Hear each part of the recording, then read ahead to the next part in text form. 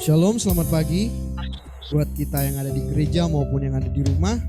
Shalom, kita mengucap syukur Tuhan Yesus sangat baik dan teramat baik buat setiap kita. Mari saat ini kita siapkan hati kita mau masuk dalam hadirat Tuhan, dalam pujian penyembahan kita. Kita sama-sama mengucap syukur. Kita mau katakan, Bapakku datang menyembahmu di sini. Kami percaya Engkau ada bagi kami. Makasih Tuhan Yesus.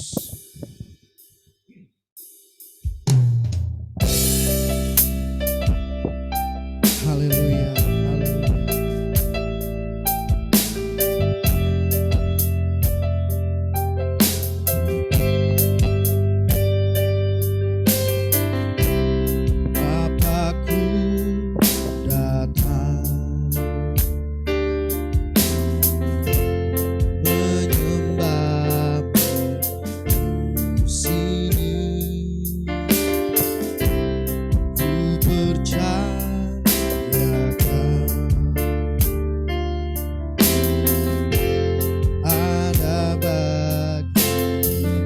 Bapakku datang Bapakku datang menyembahmu. Bapakku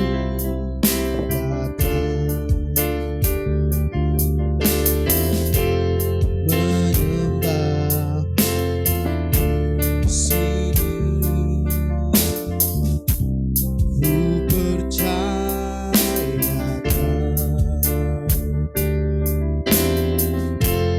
ada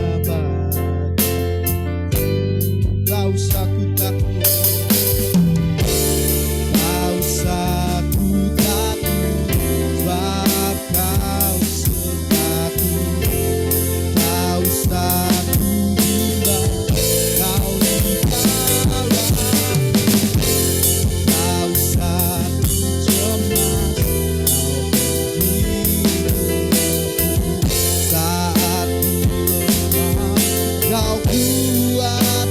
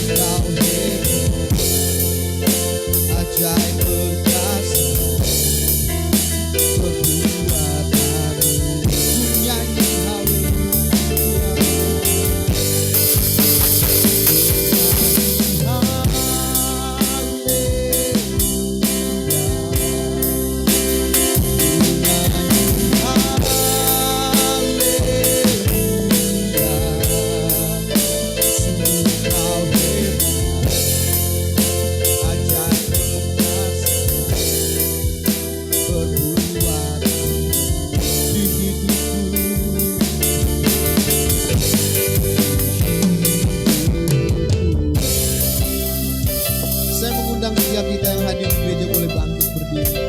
Kamu katakan kembali, Bapakku datang menyembahmu di sini.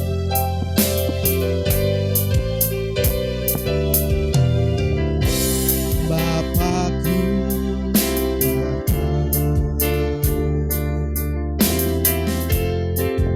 menyembahmu di sini. Ku percaya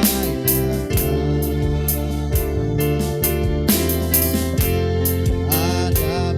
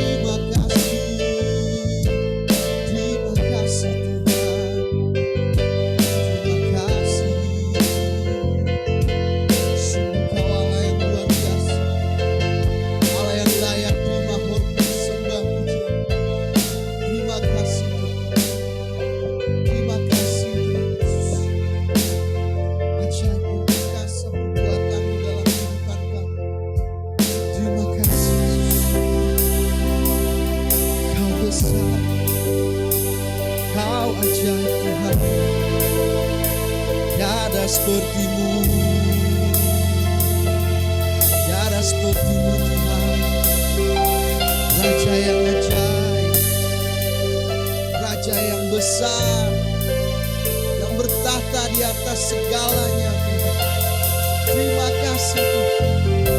Sungguh kami bersyukur, bersuka cita punya Allah yang dahsyat, yang luar biasa seperti Engkau Tuhan.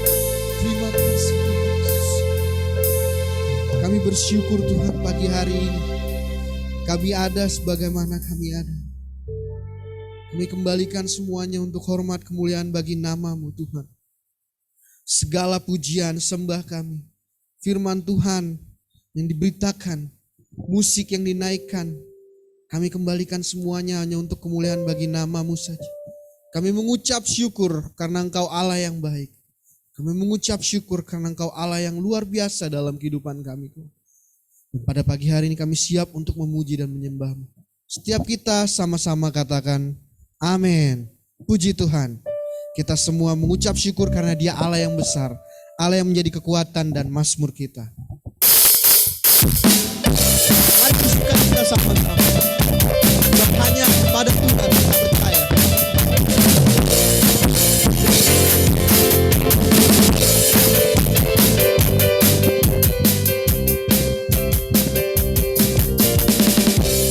Tuhanlah kekuatan mazmurku, jagung batu keselamatanku. Hanya padamu aku percaya, Kaulah menara, kota berlindung. Engkau selalu bersyukur, Engkau selalu bersyukur. Sebab cinta padamu takkan pernah berubah. Aku percaya, walaupun berkota berada,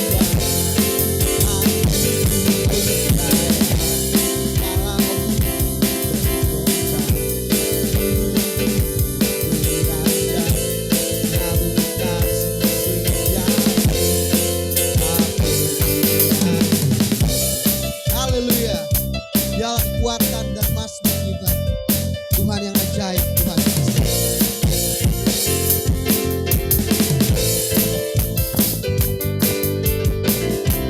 Tuhanlah kekuatan mazmurku,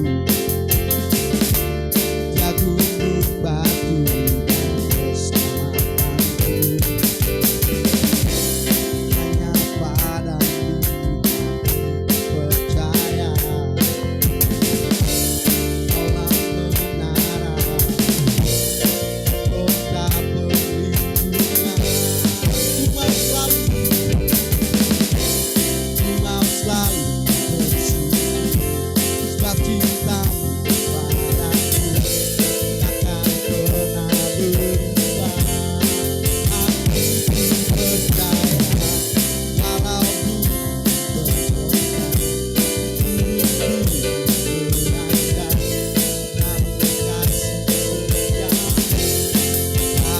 setiamu tak berhenti. Ku mau selalu bersyukur, sebab cinta-Mu padaku takkan pernah berubah. Hatiku percaya, walaupun berkota berada, namun kasih setiamu tak berhenti. Kasih setiamu, kasih setiamu tak berhenti. Kasih setiamu, kasih setiamu tak berhenti. Beri kemuliaan buat Tuhan Yesus. Haleluya. Kita mengucap syukur karena Dia Allah yang baik, Allah yang sungguh besar buat setiap kami. Kita mau katakan, Yesus Kau kebenaran yang menyelamatkanku. Siapkan hati kita untuk sama-sama mendengarkan firman Tuhan. Kita mau berikan hati kita sepenuhnya untuk kita bisa mengerti dan belajar dari renungan firman. Terima kasih Tuhan Yesus. Engkau Allah yang baik.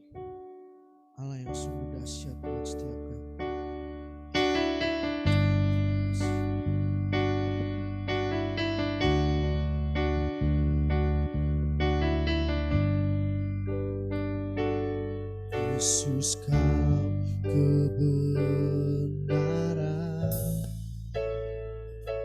yang menyelamatkanku.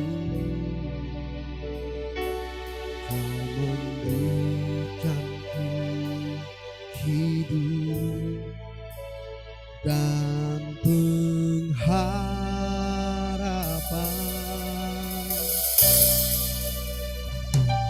Ku ikut kehendakmu,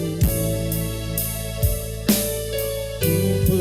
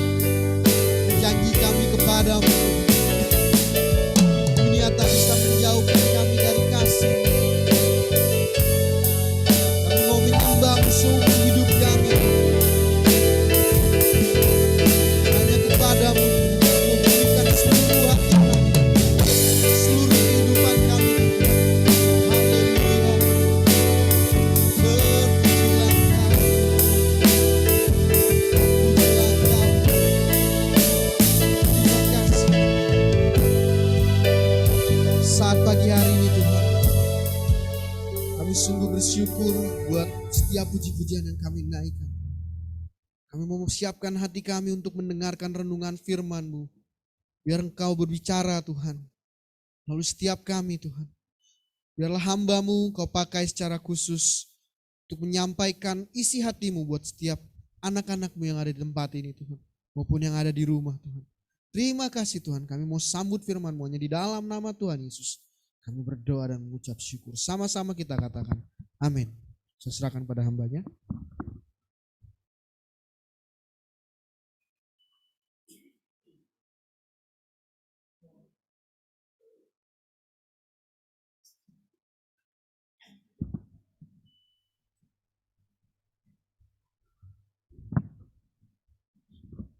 Selamat pagi buat kita semuanya yang ada di gereja maupun yang ada di rumah. Semua dalam keadaan baik, luar biasa. Di minggu kedua kita semua dikasih Tuhan anugerah yang luar biasa. Dan pagi hari ini Bapak Ibu Saudara kita semua di dalam keadaan baik. Pagi hari ini kita membaca dulu nats kita yang diambil dari Mazmur pasalnya yang ke-100.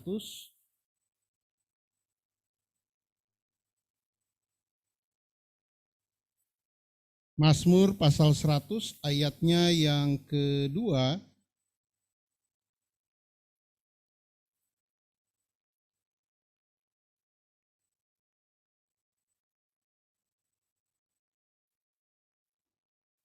Bunyinya demikian, beribadalah kepada Tuhan dengan sukacita, datanglah ke hadapannya dengan sorak-sorai. Pagi hari ini Bapak Ibu Saudara sekaliannya, saya mau mengajak Bapak Ibu untuk melihat renungan kita dengan judul Esensi dari Ibadah. Esensi dari ibadah. Yang kita bisa lihat ada garis bawah di dalam ayat kita. Di situ pemazmur memberikan penekanan kepada yang membaca kitab Mazmur atau yang menyanyikan kitab Mazmur. Dia menyebutkan di dalam ayat 2, beribadalah kepada Tuhan dengan sukacita, datanglah ke hadapannya dengan sorak-sorai. Bapak Ibu Saudara, pemazmur menasihati kita untuk beribadah kepada Tuhan. Kalau kita membaca pasal 100 ayat 2 ini, pemazmur memberikan penekanan beribadalah kepada Tuhan. Walaupun nanti kita membaca, kita menemukan ada alasan-alasan yang disampaikan oleh pemazmur di dalam Mazmur pasal 100. Mengapa kita harus beribadah kepada Tuhan?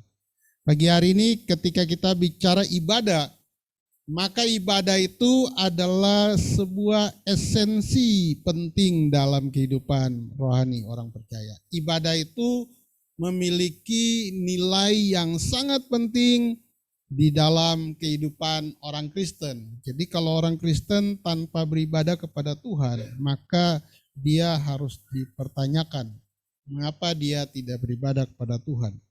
Karena ibadah merupakan hal yang sangat penting, hakiki atau memiliki nilai yang sangat tinggi di dalam kehidupan orang Kristen. Namun tidak semua orang Kristen memahami esensi dari ibadah. Tidak semua orang Kristen itu mengerti apa sebenarnya makna atau apa sebenarnya inti dari sebuah ibadah itu. Dan pagi hari ini kita bicara tentang itu, yaitu esensi dari ibadah. Di slide selanjutnya, Pi. Apa sebenarnya yang dimaksud dengan esensi? Kalau kita melihat menurut kamus yang biasa dipakai secara umum, yaitu Kamus Besar Bahasa Indonesia, esensi diartikan sebagai hakikat, inti atau hal yang pokok atau hal yang utama. Ketika kita bicara esensi ibadah, maka kita sedang bicara hakikat atau inti dari ibadah. Jadi apa sih hakikat atau inti dari ibadah? Nah, kita menemukan di dalam Alkitab membahas tentang beribadah kepada Tuhan, berbicara tentang alasan-alasan kita beribadah kepada Tuhan. Tetapi di Alkitab juga mengatakan ada inti atau hakikat dari ibadah itu sendiri. Dan pagi hari ini kita melihat ada dua hakikat dari ibadah. Jadi Bapak Ibu bisa menemukan banyak alasan, tetapi Bapak Ibu akan menemukan inti dari ibadah itu apa sih? Jadi ketika orang beribadah, apa sih maksud orang beribadah kepada Tuhan? Apa yang dimaksud dengan beribadah kepada Tuhan? Dan kita menemukan inti atau hakikat dari ibadah itu hanya dua. Yang pertama itu kasih, dan yang kedua pengorbanan.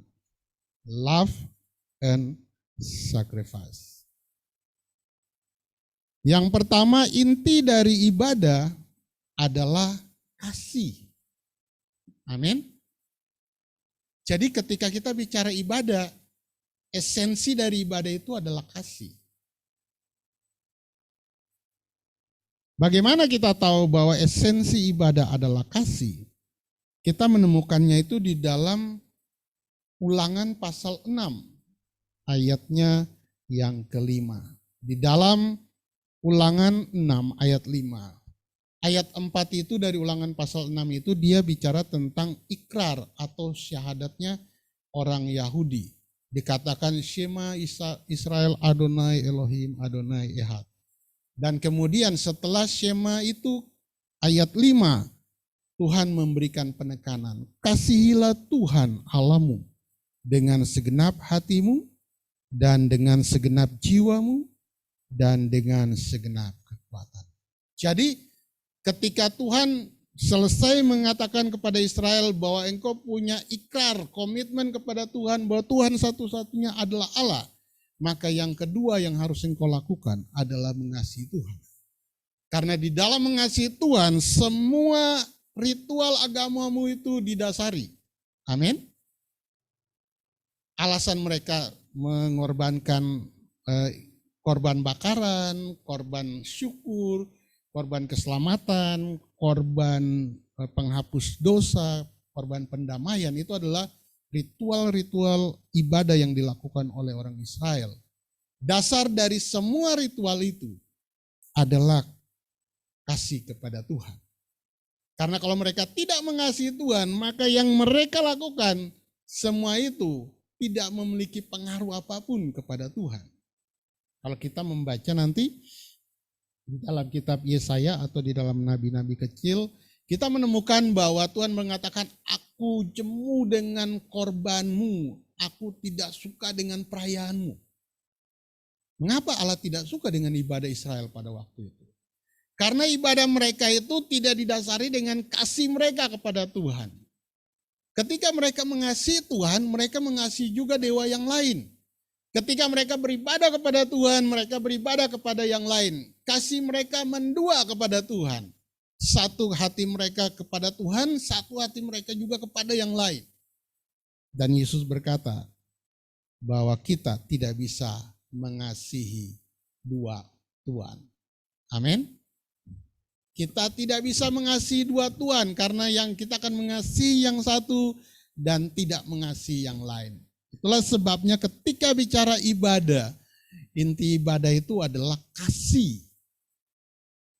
Kalau kita tidak punya kasih kepada Tuhan, maka ibadah kita itu menjadi ibadah yang hambar di hadapan Tuhan. Ibadah yang bagi Tuhan bukan untuk menyenangkan Tuhan, karena dasar ibadah adalah kasih. Mengapa kita mengasihi Tuhan? Kita menemukan ada 5 yang saya jelaskan pagi hari ini berkaitan dengan poin 1. Mengasihi Tuhan adalah inti dari ibadah. Amin. Itu poin yang harus Bapak Ibu Saudara tanamkan di dalam hati. Ketika saya beribadah kepada Tuhan, apa yang mendasari saya beribadah kepada Tuhan? Kalau bukan karena kasih, maka ibadah kita semua menjadi ibadah yang kata Yesus, hanya aturan manusia. Yesus mengatakan bangsa ini dia mengutip dari perjanjian lama. Bangsa ini memuliakan aku, tapi hatinya menjauh daripadaku. Secara fisik mereka memuliakan Tuhan, tapi hati mereka tidak mengasihi Tuhan. Karena itulah ketika bicara ibadah, maka kita belajar pagi hari ini. Inti dari ibadah itu adalah kasih. Mengasihi Tuhan membuat kita setia dan taat kepada Tuhan. Ketika kita mengasihi Tuhan, maka kita akan setia kepada Tuhan. Ketika kita mengasihi Tuhan, maka kita akan taat kepada Tuhan. Jikalau kita tidak mengasihi Tuhan, maka kita tidak akan setia kepada Tuhan. Amin. Kalau di dalam kehidupan rumah tangga, kalau suami istri sudah tidak mengasihi, yang terjadi adalah ketidaksetiaan.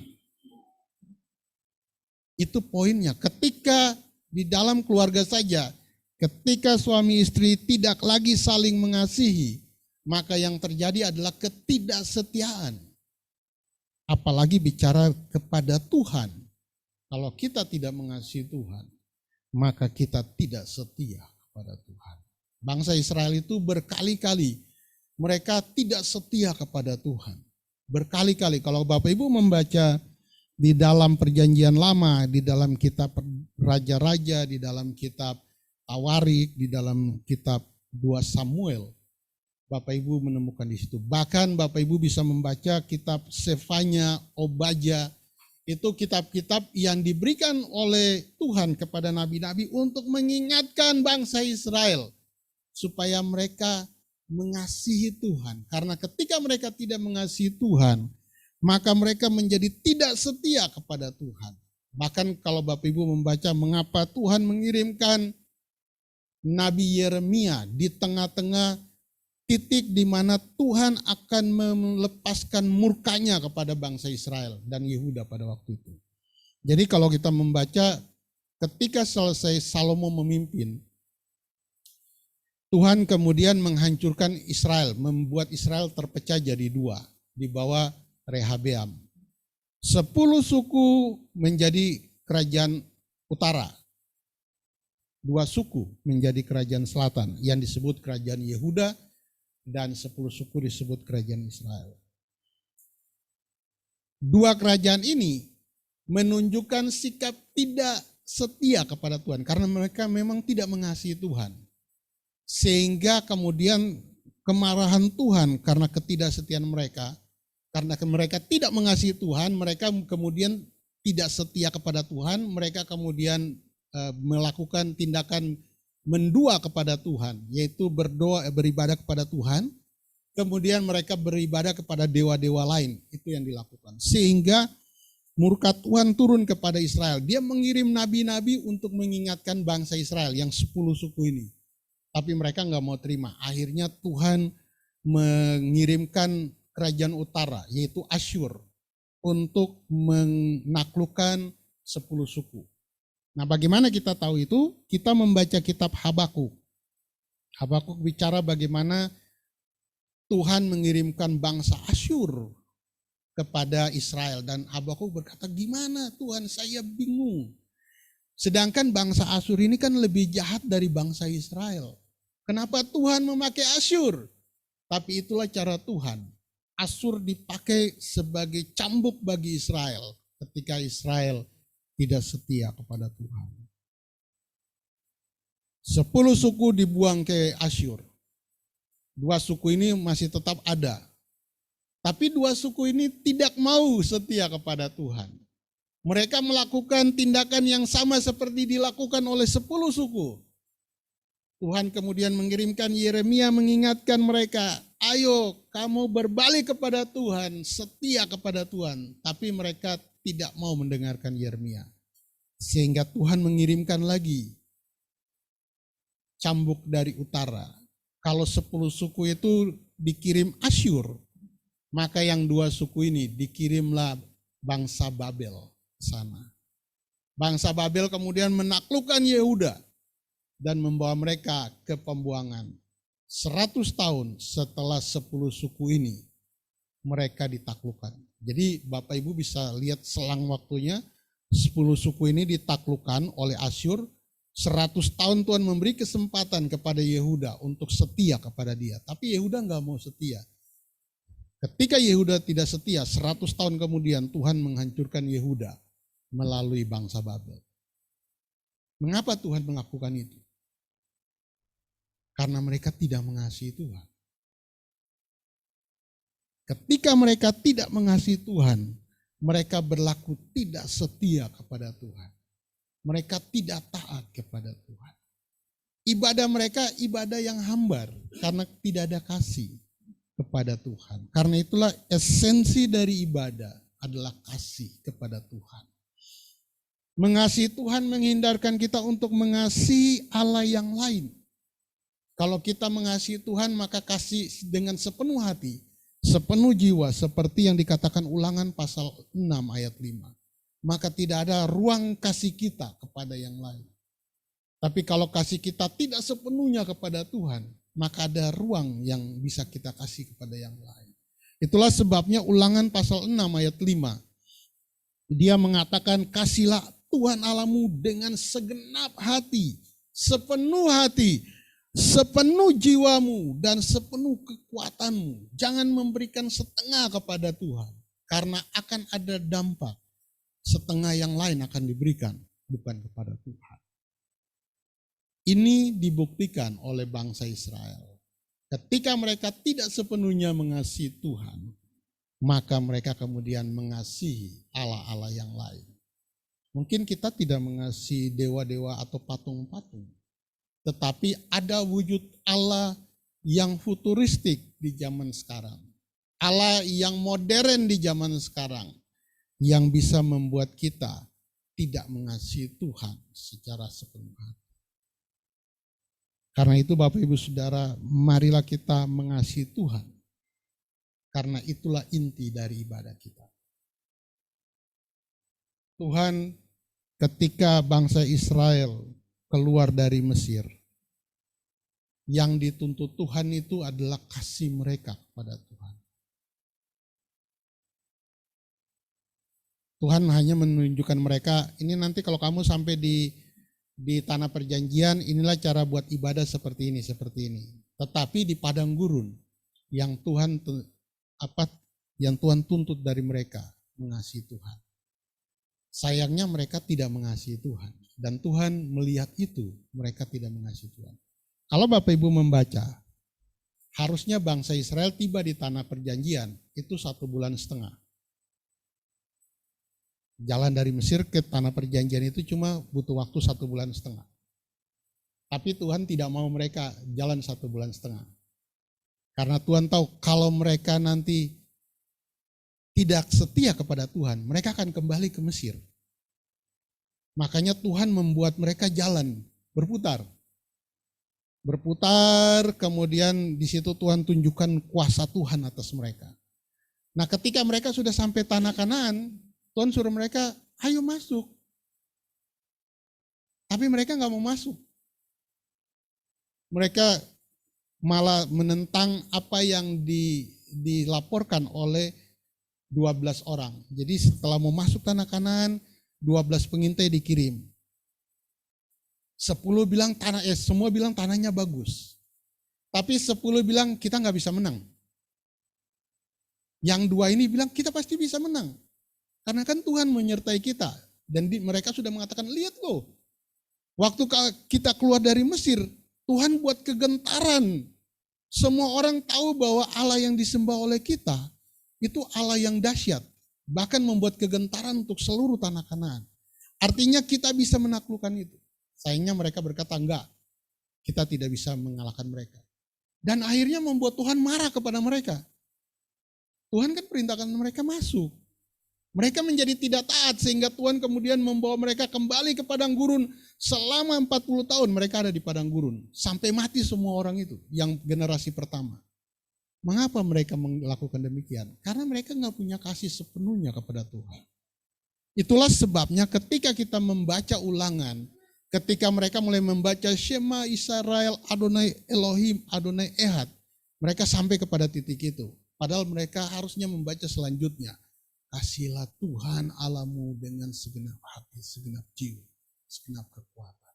Karena kalau engkau melewatkan ini, maka engkau menjadi tidak setia dan taat kepada Tuhan. Ibadah kita akan menjadi ibadah yang tidak setia dan taat kepada Tuhan. ketika kita tidak mengasihi Tuhan dengan sepenuh hati. Mengasihi Tuhan adalah cara kita menyenangkan hati Tuhan. Apakah yang dituntut oleh Tuhan? Bukankah mengasihi Tuhan? Amin? Amin? Mengasihi Tuhan itu cara kita menyenangkan Tuhan. Kalau Bapak Ibu membaca, satu kali bangsa Israel akan berperang di bawah pimpinan Saul. Ketika mereka akan berperang, Samuel berkata, tunggu sampai aku datang bakar korban, baru engkau boleh berperang. Mereka menunggu sampai hari ke-7, pagi hari ke-7, Samuel belum datang. Ketika Samuel belum datang, tentara Israel kebanyakan mulai mundur.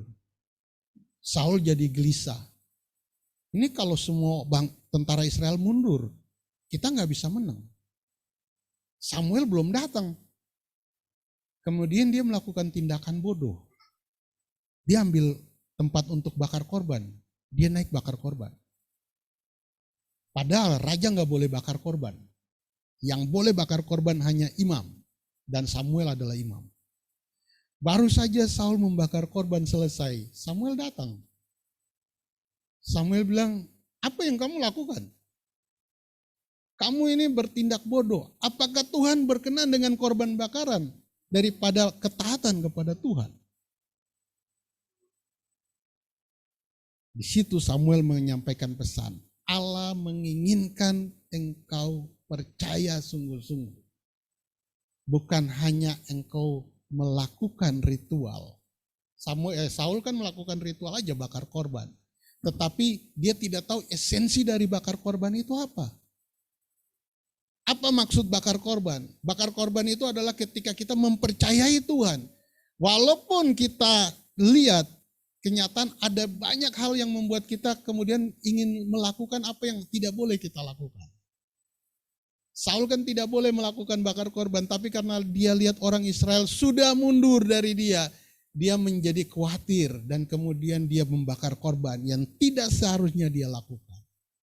Bukankah kadang-kadang kita juga bisa membuat keputusan gegabah ketika kita tidak lagi percaya sungguh-sungguh kepada Tuhan. Ketika kita lihat situasi membuat kita, waduh, kita menjadi panik. Padahal kita harus menunggu bersabar. Marilah kita juga belajar dari Daud ketika menghadapi masa-masa seperti Saul menghadapi. Ketika Siklak itu orang semua panik bingung, Daud menenangkan hati dan dia mencari Tuhan. Di masa-masa yang sulit. Sehingga dia bisa berjalan sesuai dengan apa yang Tuhan mau. Yang kelima, mengasihi Tuhan membuat hidup rohani kita semakin bermakna. Kalau saudara mengasihi Tuhan, saya mengasihi Tuhan, maka kehidupan rohani kita semakin bertumbuh. Amin. Kehidupan rohani kita semakin bertumbuh. Kita lebih mengenal Tuhan. Itu bagian pertama, esensi dari ibadah, yaitu mengasihi Tuhan atau kasih. Yang kedua, esensi dari ibadah adalah pengorbanan. Saya sengaja mengambil domba di situ di gambar itu karena hari ini adalah hari raya kurban. Esensi dari ibadah itu apa? Pengorbanan. Nah, kalau saudara-saudara Bapak Ibu di gereja di rumah mencoba mempelajari perjanjian lama, Bapak Ibu akan tahu dimulai dari Habel. Ketika Habel datang kepada Tuhan, dia membawa korban domba pada Tuhan.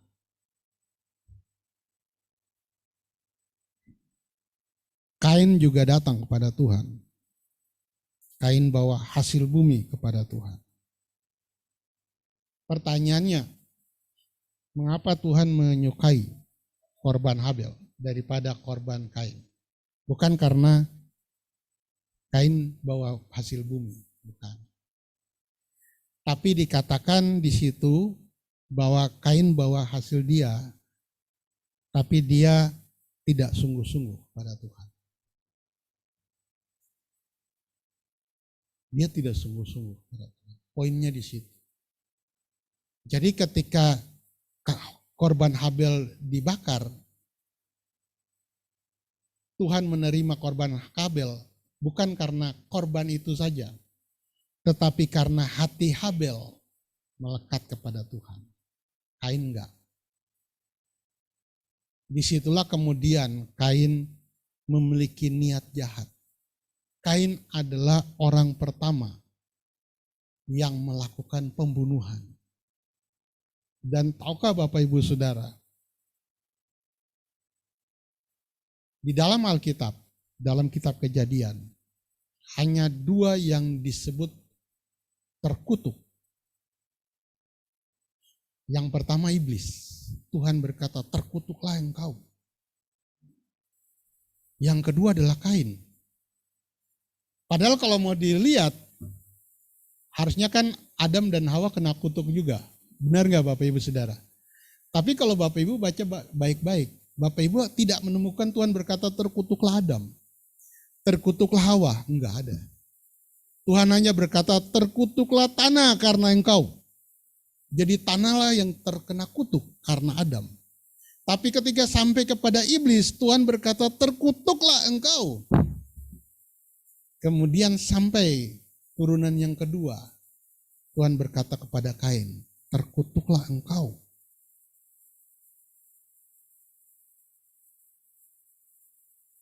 Kain kemudian menjadi apa yang disebut Kejadian pasal 3.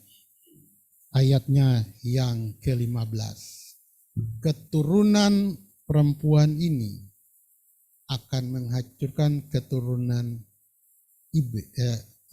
ular itu. Nah pertanyaannya, apa maksud Tuhan keturunan ular? Apakah ular-ular sekarang ini adalah ular yang terkutuk itu? Jawabannya bukan. Yang dimaksud keturunan ular adalah jalur keturunan Kain. Yang mulai Kain menjadi pembunuh. Kemudian keturunan Kain namanya Lamek menjadi seorang pembunuh juga. Mereka ini yang kemudian dibaca di dalam Kejadian pasal 6. Anak-anak Allah melihat anak-anak manusia. Siapa anak-anak Allah ini? Ini adalah jalur keturunan Set. Mereka ketemu dengan keturunan Kain yang jahat semuanya. Jadilah mereka berkumpul. Ketika mereka bersatu, jadilah orang jahat yang paling banyak di dunia. Sehingga Tuhan berkata, aku menyesal menjadikan manusia. Dan akhirnya Tuhan membunuh dengan air bah. Itu gambarannya. Pengorbanan adalah inti dari ibadah. Kembali lagi, bagaimana kita tahu dasarnya? Kita kembali ke perjanjian baru. Tadi poin 1 perjanjian lama, poin kedua dalam perjanjian baru. Ayat yang sudah kita baca, mungkin kita dengar, seringkali kita mendengar. Roma 12 ayat 1. Karena itu saudara-saudara, demi kemurahan Allah, aku menasihatkan kamu, supaya kamu mempersembahkan tubuhmu sebagai persembahan yang hidup, yang kudus dan yang berkenan kepada Allah. Itu adalah ibadahmu yang sejati. Rasul Paulus bicara tentang ibadah yang sejati. Ibadah yang sejati adalah pengorbanan. Kalau Bapak Ibu membaca dengan teliti, Rasul Paulus sedang membawa pembaca Roma ini kepada konsep perjanjian lama. Karena dia Rasul Paulus ini seorang yang sangat menguasai kitab perjanjian lama. Dia adalah murid dari Gamaliel, seorang rabi yang sangat terkenal pada waktu itu. Dan Rasul Paulus kasih kesaksian bahwa di antara semua orang, saya yang paling besar, paling menguasai. Dia menguasai kitab Taurat. Tapi ketika dia percaya kepada Tuhan, dia kemudian menemukan sesuatu bahwa ternyata ada keterkaitan antara Taurat, Musa, kitab para nabi dengan apa yang dia dengar, yaitu Yesus Kristus. Ada keterkaitan di situ. Dan ketika dia bicara persembahkanlah tubuhmu sebagai persembahan yang hidup. Disebutkan di situ living sacrifice. Korban yang hidup. Kalau orang Israel mempersembahkan korban ibadah, mereka bawa domba, bawa sapi, bawa burung tekukur, itu korban itu dibakar, korban itu mati. Tetapi Rasul Paulus berkata enggak. Ibadah yang perjanjian lama itu bawa korban yang mati kepada Tuhan. Tetapi Rasul Paulus bilang bahwa ibadah yang sejati itu bukan korban yang mati, tetapi tubuhmu yang dikasih kepada Tuhan. Amin. Mengapa dia tidak mengatakan persembahkanlah hidupmu kepada Tuhan? Mengapa dia memakai kata tubuh bukan hidup kepada Tuhan? Karena Bapak Ibu Saudara, kalau mempelajari kitab Roma, Bapak Ibu akan tahu bahwa tubuh ini tidak mau dipersembahkan kepada Tuhan. Amin. Amin. Tubuh ini kita nggak mau kasih kepada Tuhan. Tubuh ini karena dosa membuat tubuh ini menjadi tidak takluk kepada Tuhan. Rasul Paulus berkata, aku ingin supaya aku dekat dengan Tuhan, tapi tubuh ini nggak mau aku dekat kepada Tuhan. Kalau kita membaca kitab Roma, Bapak Ibu akan tahu. Paulus bilang, aku ingin berbuat baik kepada Tuhan, tapi tubuh ini berbuat jahat kepada Tuhan. Itu dia sampaikan di dalam kitab Roma. Dan ketika sampai pasal 12, dia kemudian berkata, supaya tubuh ini takluk kepada Tuhan, maka tubuh ini harus dipersembahkan kepada Tuhan. Amin. Ibadah yang baik, inti ibadah itu adalah memberikan tubuh kita kepada Tuhan. Karena tubuh kita tidak mau takluk kepada Tuhan. Tuhan Yesus berkata, roh memang penurut, tapi tubuh ini lemah. Tubuh ini harus, kata Paulus di dalam kitab Galatia mengatakan, tubuh ini harus disalibkan. Kalau enggak, dia akan memberontak. Kalau tubuh ini enggak disalib, dia akan memberontak untuk tidak taat kepada Tuhan. Itulah sebabnya ketika membaca ayat ini, Bapak Ibu akan menemukan makna mengapa Paulus memakai kata tubuh bukan hidup. Karena roh ini, hidup itu bicara tentang hidup kita, tetapi tubuh ini bicara tentang sesuatu yang kita mau ke gereja, aduh tubuh bilang ngantuk, nggak boleh, janganlah ke gereja, kamu kan baru tidur berapa jam, nanti kamu ngantuk. Tubuh ini akan memaksa kita untuk tidak taat kepada Tuhan. Karena ini tubuh ini harus dipersembahkan. Bukan mayat yang dipersembahkan, tapi tubuh yang masih hidup dipersembahkan kepada Tuhan. Kata Rasul Paulus, inilah ibadah yang sebenarnya. Inilah inti dari ibadah kita. Itulah sebabnya mengapa kita harus mempersembahkan hidup kita setiap hari. Datang kepada Tuhan, memberikan hidup kita, tubuh kita. Dengan berkata, Tuhan inilah tubuh saya mulai dari ujung rambut sampai telapak kaki. Inilah jiwa saya. Jiwa adalah pikiran, perasaan, kehendak. Ini adalah roh saya berikan kepada engkau. Karena kalau tidak, maka tubuh ini akan memerintah kita untuk tidak mengasihi Tuhan, tidak taat kepada Tuhan. Amin. Benar nggak Bapak Ibu Saudara? Apa yang membuat kita menjauh dari Tuhan? Bukan roh kita kan? Tapi tubuh kita yang memerintah roh kita untuk tidak melakukan. Tubuh ini memerintahkan supaya roh kita tunduk kepada Dia. Tapi Rasul Paulus mengatakan, biarlah rohmu yang menaklukkan tubuhmu, bukan tubuhmu yang menaklukkan rohmu. Karena itu Bapak Ibu, berkaitan dengan poin kedua, ada 4 hal yang saya sampaikan. Mempersembahkan tubuh adalah inti dari ibadah. Kita bicara pagi hari ini, inti dari ibadah atau esensi dari ibadah itu adalah mempersembahkan tubuh. Mempersembahkan tubuh adalah bentuk ekspresi penyerahan total manusia kepada Tuhan. Rasul Paulus dalam kitab Galatia pasal 2, dia berkata, kalau aku hidup bukan karena aku hidup, tapi Kristus yang hidup di dalam. Dia menyadari hal itu bahwa tubuh ini bisa menjadi hambatan bagi dia untuk mengasihi Tuhan. Sehingga dia kemudian memberikan penyerahan dia dengan mengatakan, kalau saya hidup ini untuk Tuhan. Karena Tuhanlah yang membuat saya hidup. Maka dia berkata, roh harus memerintahkan tubuh ini supaya tubuh ini takluk di bawah kuasa Tuhan.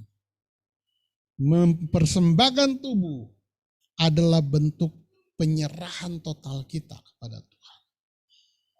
Yang ketiga, mempersembahkan tubuh berarti melepaskan segala egoisme kepemilikan. Egoisme kepemilikan diri dan mengabdi kepada Tuhan. Jadi mempersembahkan tubuh itu bicara tentang kita melepaskan hak kita untuk mengatakan ini milik saya, tetapi mengatakan ini milik Tuhan. Nah, kalau Bapak Ibu bicara, Paulus menyebutkan satu kata, kita ini hamba Kristus. Yang kadang-kadang kurang kita cerna dengan baik. Ketika dia bicara hamba Kristus, dia sedang bicara kita ini budak Kristus. Itu kata doulos itu kan budak. Budak berarti dia tidak punya hak atas diri dia. Dia tidak bisa berkata ini diri saya loh, nggak bisa. Kalau tuannya bilang sekarang kamu lompat dari atas ke bawah, dia harus lompat walaupun dia harus mati.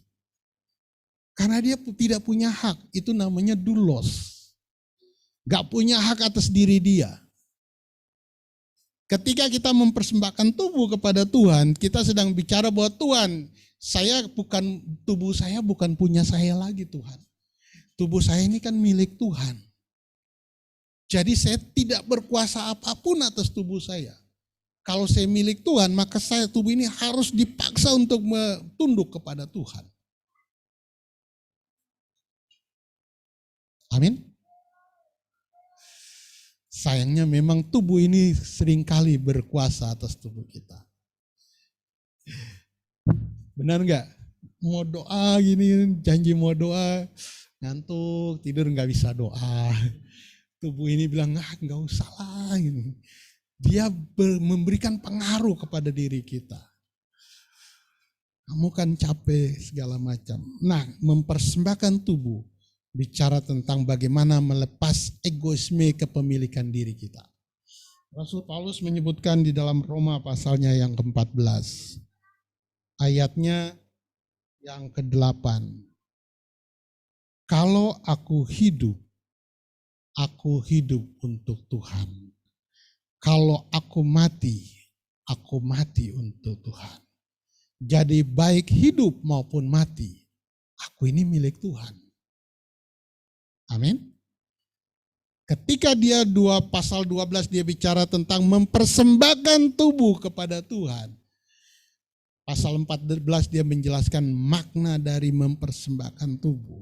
Yaitu melepaskan semua rasa egoisme memiliki diri ini. Dan menyerahkannya kepada Tuhan. Kalau tidak, maka kita berasa bahwa kita memiliki diri kita. Kita ini merasa kita punya diri kita kok. Tapi kalau kita belajar dari Roma 12 dan 14, Rasul Paulus bicara bahwa saya ini hidup bukan karena milik saya lagi, karena Tuhan Yesus yang memiliki saya. Kalaupun saya mati karena Tuhan Yesus. Jadi hidup ini tidak ada klaim bahwa ini milik saya. Tapi ini milik Tuhan. Itulah sebabnya Rasul Paulus, dia mengalami berbagai penderitaan. Dia berkata, saya menderita karena Kristus. Kalau Kristus mengizinkan saya menderita, maka saya tidak boleh melawan hak yang ditentukan oleh Tuhan. Kalau dia mengizinkan saya hidup, maka itu adalah hidup bagi Tuhan. Nah, Bapak Ibu bisa tahu Rasul Paulus pernah disangka mati. Jadi dia dibawa keluar kota, dia dirajam batu. Ini bukan lempar pakai batu kerikil. Kalau Bapak Ibu lihat di YouTube, Itu tuh hukum rajam itu masih ada sampai hari ini. Hukum rajam itu. Jadi saya pernah dikirimin satu video hukum rajam. Dia ditaruh, orang-orang lemparin dia dengan batu. Dan teriak-teriak dia, dilempar sampai dengan batu. Ada yang kena kepala, ada yang kena badan. Dia ditimpukin, benar-benar ditimpukin, batunya besar-besar. Ketika saya melihat video itu, saya membayangkan Rasul Paulus pada waktu itu. Karena dia pernah dilempari batu. Dan di dalam kitab Galatia, di dalam kitab Korintus, Rasul Paulus bicara tentang duri dalam daging dia. Penafsir menafsir bahwa duri dalam daging dia itu adalah dia punya gangguan pada mata. Karena mereka mengatakan karena dia pernah dilempari dengan batu. Dan itu bisa kena di muka dia, yang membawa kecacatan bagi mata dia. Kita belum pernah kan dilempari batu, Bapak Ibu Saudara. Kena satu batu aja sudah menjerit. Saya pernah melihat Bapak Edwin kena batu. Jadi kita di kantor RW itu tiba-tiba ada batu bata jatuh di dadanya. Aduh. Saya kemudian bilang, ayo ambil alat. Pada waktu itu. Satu batu pas, untung enggak di sini loh. Waduh itu repot juga. Tapi kena batu satu saja, itu dampaknya bisa sakitnya luar biasa. Apalagi ini kan dilempari batu dan dia sangka mati. Paulus mengatakan mempersembahkan tubuh karena milik Tuhan. Tubuh ini harus diserahkan kepada Tuhan. Supaya jangan rasa ego kita berkata ini diri saya. Saya punya hak atas diri saya. Saya mau melakukan itu tubuh saya. Itu kan egoisme diri kita. Kita harus sembahkan kepada Tuhan. Yang keempat, mempersembahkan tubuh berarti memberikan hidup kita untuk dituntun Roh Kudus kepada maksud dan rencana. Waktu kita memberi tubuh kita, kita sedang mempersembahkan kepada Tuhan. Jadi pagi hari ini Bapak Ibu Saudara, esensi dari ibadah hanya dua, yaitu kasih dan pengorbanan.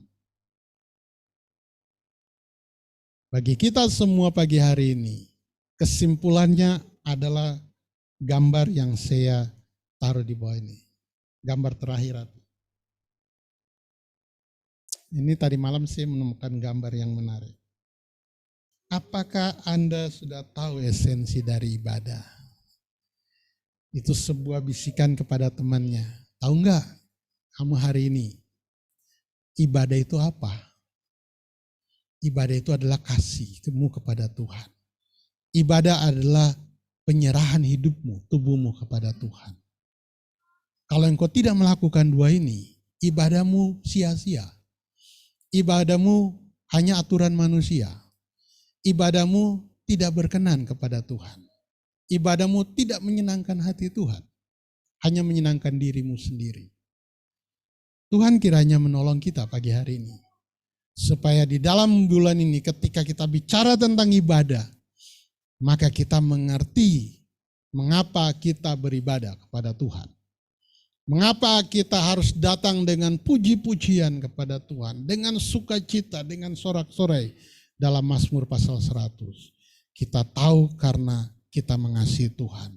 Kita tahu karena kita mau menyerahkan hidup kita kepada Tuhan. Tuhan memberkati kita pagi hari ini. Biarlah ini menolong Bapak Ibu Saudara menjalani bulan Juli, bulan ibadah kita, dengan konsep yang baru tentang ibadah. Mari tunduk kepala, kita akan berdoa buat firman Tuhan. Tuhan Yesus, terima kasih hamba-Mu sudah selesai menyampaikan firman-Mu. Biarlah Roh Kudus akan menolong kami semua, hamba-Mu, kami semua yang ada di gereja, yang ada di rumah, supaya kami memahami inti dari ibadah dan kami melakukannya karena kami mengasihi Engkau Tuhan. Kami melakukan ibadah karena kami ingin menyerahkan tubuh kami sepenuhnya kepada Tuhan. Sehingga tubuh kami ditaklukkan oleh Roh, sehingga dia tunduk kepada Tuhan. Terima kasih Tuhan untuk firman-Mu, meteraikan bagi kami, tanamkan dalam jiwa kami, dalam roh kami, dalam pikiran kami.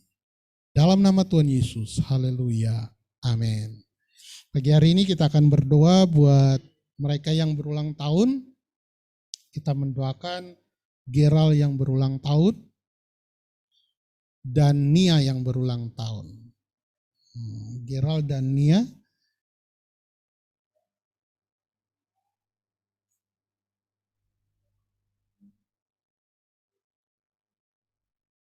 Oh, ada 4 yang berulang tahun.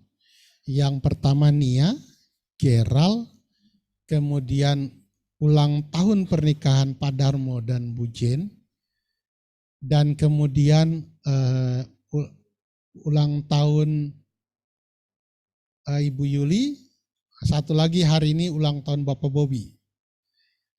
Saya mendoakan yang ulang tahun dulu, kemudian setelah itu yang ulang tahun pernikahan akan ada spesial sendiri. Yang ulang tahun tidak ada di gereja, sehingga kita mendoakan dari sini saja bagi mereka yang ada di rumah. Minta maaf karena saya pernah buat sebuah kesalahan, harusnya yang ulang tahun maju ke depan. Saya lupa dan saya tidak menyuruh maju. Minta maaf kepada Ibu Heni dan juga Ibu Mini yang pada waktu itu harusnya maju ke depan. Mari kita berdoa buat mereka yang ulang tahun. Tuhan, kami berdoa bersyukur dalam minggu ini karena Tuhan menambahkan satu usia bagi jemaat-Mu yang ada di Gesja Tanjung Priok. Kami berdoa untuk Nia yang berulang tahun, Tuhan memberkati dia, Tuhan menolong juga dia di dalam perkuliahan dia. Kami berdoa Tuhan akan membuat dia berhasil di dalam pendidikan dia, membuat dia berhasil dalam pekerjaan, membuat dia berhasil di dalam masa depan dia ya Tuhan. Kami berdoa memberkati Nia di dalam nama Tuhan Yesus dengan keberhasilan, keberuntungan menyertai dia, dan juga Tuhan memberikan dia umur panjang lanjut usia, serta perlindungan Tuhan dari mara bahaya, kecelakaan maut, bahkan sakit penyakit. Kami bersyukur bersama Nia pada minggu ini, Tuhan menambahkan satu usia bagi Nia. Kami berdoa menyerahkan Nia ke dalam tangan-Mu ya Tuhan. Terima kasih Tuhan membawa dia di dalam rencangan yang Tuhan mau dalam dia, yang Tuhan ingin kerjakan melalui hidupnya. Terpujilah Tuhan untuk 1 tahun yang Tuhan berikan kepada Nia di minggu ini ya Tuhan. Kami juga mendoakan Geral yang di dalam minggu ini merayakan ulang tahun. Tuhan memberkati dia, Tuhan menolong dia di dalam tugas pekerjaan dia, di dalam pelayaran. Tuhan menjaga dia, menjauhkan dari mara bahaya, kecelakaan maut. Tuhan juga memberkati dia di dalam rencana-rencana sekolah dia. Tuhan, Engkau buka jalan sehingga semua boleh berhasil untuk kemuliaan bagi nama Tuhan. Berkati masa depan dia, buatlah dia berhasil di dalam masa depan dia. Kami berdoa biarlah Tuhan memberikan dia umur panjang lanjut usia.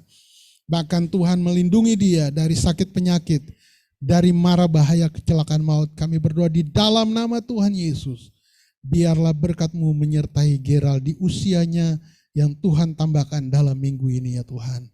Kami berdoa menyerahkan Geral ke dalam tangan-Mu ya Tuhan. Terpujilah Tuhan, Allah yang luar biasa. Terima kasih Tuhan. Kami juga mendoakan Ibu Yuli yang dalam bulan ini merayakan ulang tahunnya. Tuhan memberkati hamba-Mu, Tuhan memberkati keluarganya, suaminya. Di dalam pelayaran Tuhan memberkati, melindungi, menjaga suaminya, memberkati anak-anaknya. Tuhan menjaga mereka, memberkati mereka dalam pendidikan, membuat mereka menjadi orang-orang yang hebat dan berhasil di kemudian hari.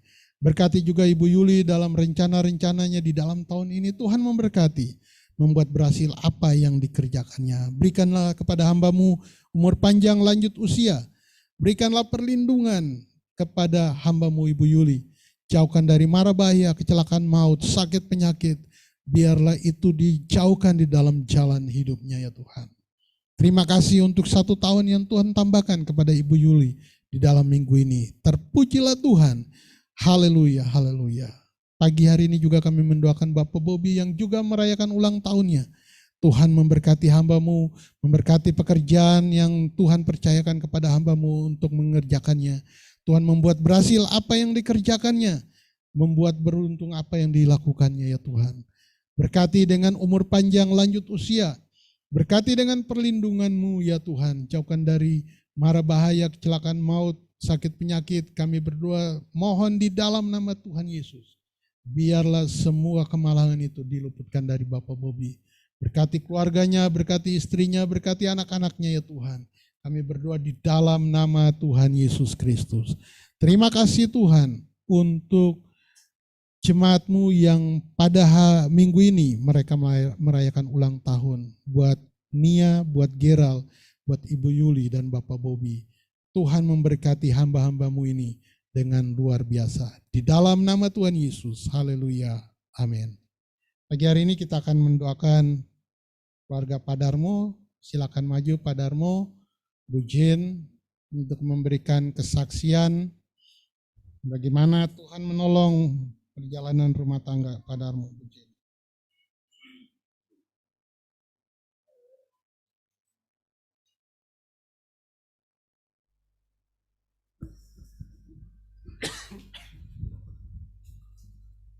Katanya.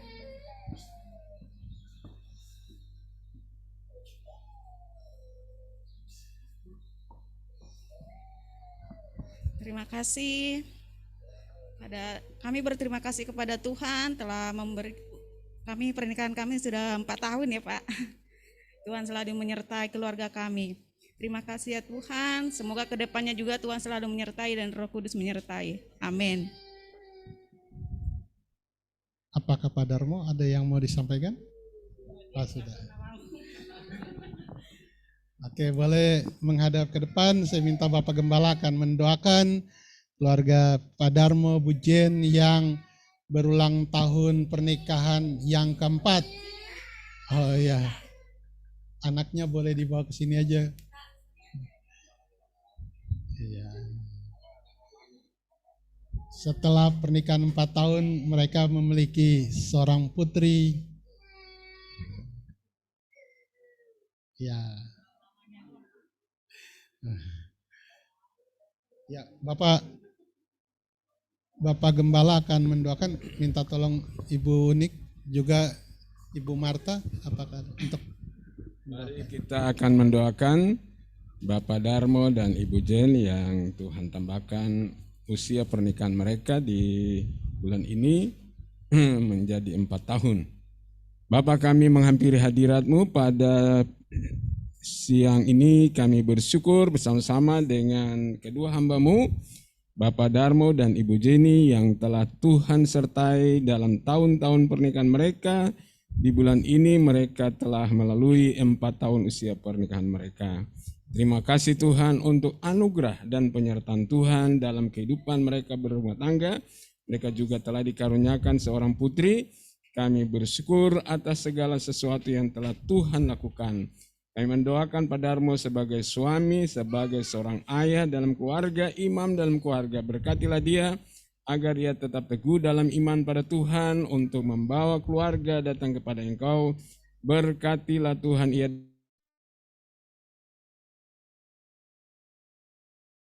berikan topangan kepada keluarga, kepada suaminya dan juga anak mereka. Berkatilah ia ya Tuhan, dan biarlah apa yang menjadi keinginan kerinduannya dibukakan jalan dan dibuat Tuhan berhasil. Berkatilah anak mereka agar bertumbuh menjadi anak yang sehat, yang dipanjangkan umur, dan juga jadi anak yang takut Tuhan, dengar-dengaran pada orang tua. Berkat Tuhan turun atas keluarga ini. Kami serahkan mereka dalam perjalanan pernikahan mereka untuk tahun-tahun ke depan. Biarlah perlindungan darah dan bilur Tuhan Yesus atas mereka, dipanjangkan umurnya agar mereka sampai menjadi kakek nenek dan sehat-sehat dalam Engkau. Terpujilah Tuhan. Terima kasih Tuhan untuk 1 tahun yang dianugerahkan di usia 4 tahun pernikahan mereka ini. Kami menyerahkan Bapak Darmo dan Ibu Jenny dan anak mereka ke dalam tangan Tuhan. Dalam nama Tuhan Yesus. Haleluya. Amin. Puji Tuhan. Tuhan berkati. Salam. Salam.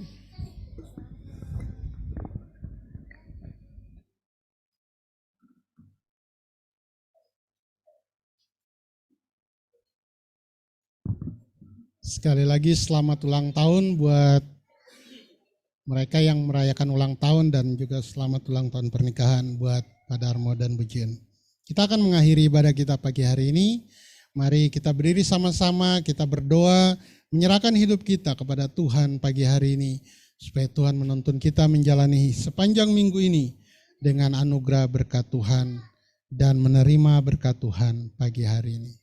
Mari tunduk kepala, kita berdoa. Tuhan, kami bersyukur karena kebaikan Tuhan. Terima kasih untuk kesempatan kami boleh bersekutu. Ada yang di gereja, ada yang di rumah, tapi kami percaya Engkau Allah tidak terbatas. Engkau ada di rumah kami masing-masing, Engkau juga ada di gereja di tempat ini ya Tuhan. Tuhan, terima kasih pada saat ini kami menyerahkan hidup kami semua ke dalam tangan-Mu. Sepanjang minggu ini ya Tuhan, biarlah Tuhan menjaga kami, melindungi kami, meluputkan kami dari mara bahaya kecelakaan maut, meluputkan kami dari sakit penyakit, bahkan menghindarkan kami dari COVID yang masih terjadi. Kami berdoa di dalam nama Tuhan Yesus Kristus. Tuhan memberkati juga lumbung-lumbung keuangan kami. Kami berdoa Tuhan, halau segala roh perampas berkat Tuhan. Kami patahkan di dalam nama Tuhan Yesus.